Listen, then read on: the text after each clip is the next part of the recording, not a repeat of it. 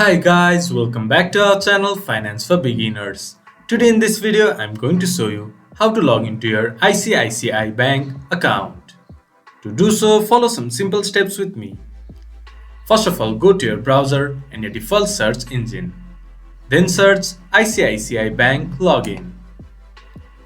Then on the top, click to the first result that shows up or go to www.icicibank.com.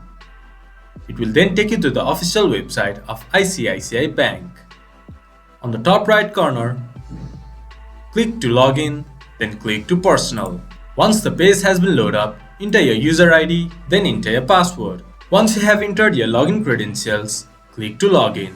Then you should be able to access your ICICI Bank account.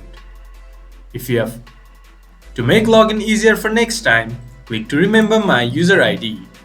But I do not recommend you doing it in a public computer or a shared device. You can also log in with your mobile number. This much for today's video. If you guys find our video helpful, please leave a like and comment. And do not forget to subscribe our channel and hit the bell icon. I'll see you guys again in our next video. Thank you for watching.